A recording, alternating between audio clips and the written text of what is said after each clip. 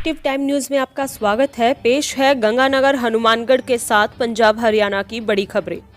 जयपुर में 31 लाख की लूट में खुलासा। एक लुटेरे ने भागते वक्त बदले कपड़े, शर्ट को उतारकर खाली मकान में फेंका, सिर पर टोपी पहनी, फिर सड़क पार कर फरार हो गया। मानसरोवर इलाके में शनिवार को दिन दहाड़े आईसीआईसीआई बैंक के बाहर सिक्योरिटी गार्ड पर गोलियां चलाकर 31.5 लाख रुपए लूटने की वारदात में एक और नया खुलासा हुआ। वारदात के बाद सीसीटीवी फुटेज खंगाली गई, तब सामने आया कि पैदल भाग रहे बदमाश ने रास्ते में ही कपड़े बदले। उसने टी शर्ट पर सफेद रंग का शर्ट पहन रखा था। तेजी से चलते चलते उसने सड़क किनारे एक खाली भूखंड में इस शर्ट को उतारकर फेंक दिया। इसके बाद लुटेरे ने बैग में से टोपी निकालकर सिर पर पहनी और फिर इत्मीनान से सड़क पार की। उसने सड़क की दूसरी तरफ खड़े एक ऑटो रिक्शा चालक से बातचीत की, फिर उसमें बैठकर फरार हो गया। दूसरा बदमाश लूटे गए रुपयों के बैग को लेकर पैदल चला। उसने शर्ट को खुद पर डाल लिया तो उसका चेहरा ना पहचाना जा सके। लुटेरों ने घटनास्थल से करीब 3.5 किलोमीटर दूर मुहाना इलाके में एक अपार्टमेंट के बाहर अपनी कार को लावारिस हालात में छोड़ दिया। इस बीच बक्सों में भरे रुपयों को 2-3 बैगों में भर लिया। सीसीटीवी फुटेज के अनुसार 2 बदमाशों ने कार को सड़क पर छोड़ दिया। इसके बाद वे कार से उतरकर बाहर आए। इनमें एक बदमाश के हाथ में लाल रंग का बड़ा बैग था। दोनों लुटेरे एक मोटरसाइकिल लेकर फरार हुए। तब उन्होंने पहचान छिपाने के लिए हेलमेट पहन रखा था। और अब खबर हिसार से। रतिया के एक प्राइवेट अस्पताल में उपचाराधीन मरीज के इलाज का बिल 3,24,000 आया।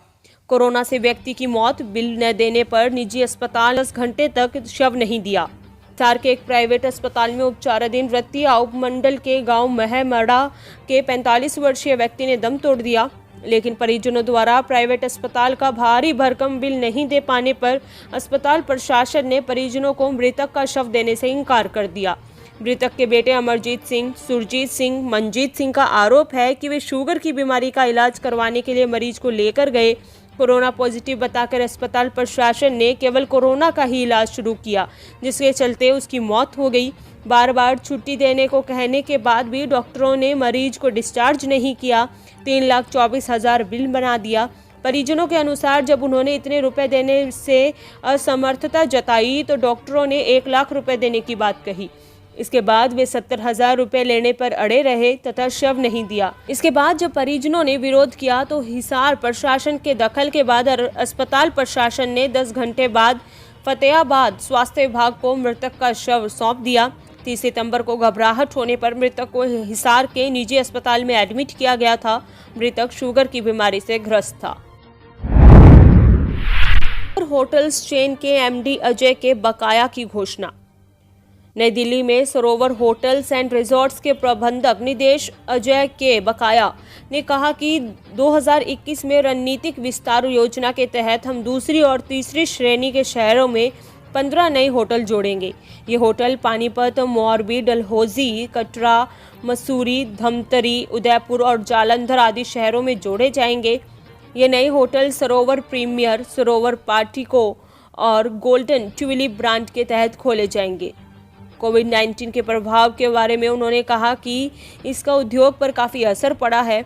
अभी इसका पूरा अनुमान नहीं लगाया जा सकता। उन्होंने कहा कि मौजूदा स्थिति के हिसाब से यदि दिसंबर 2020 तक होटलों की बुकिंग 50% भी पहुंचती है, ज़्यादातर होटल मालिकों के लिए अच्छी स्थिति होगी।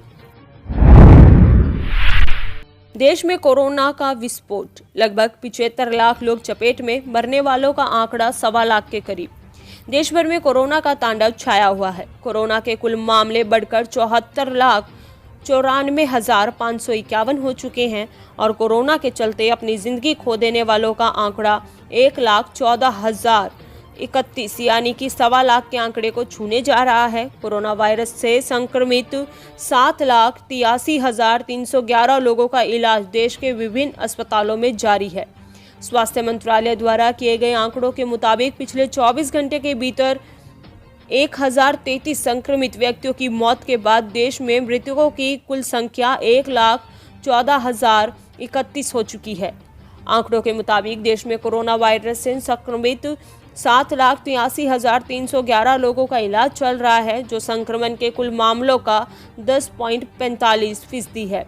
देश में कोविड-19 मरीजों की मृत्यु दर 1.52% है।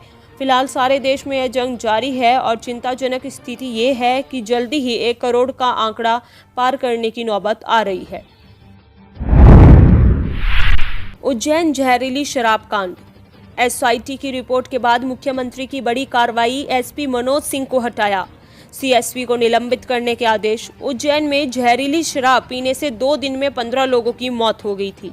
उज्जैन जहरीली शराब कांड में एसआईटी की जांच के बाद 2 बड़े अधिकारियों पर गाज गिरी। मुख्यमंत्री के आदेश के बाद उज्जैन के एसपी मनोज सिंह को हटा दिया गया, सीएसपी रजनीश कश्यप को सस्पेंड किया गया।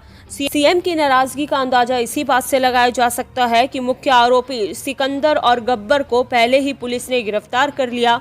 उज्जैन में 3 दिन पहले जहरीली शराब से 15 लोगों की मौत हो गई थी। ये मौतें लगातार 2 दिन के अंदर सामने आई थी।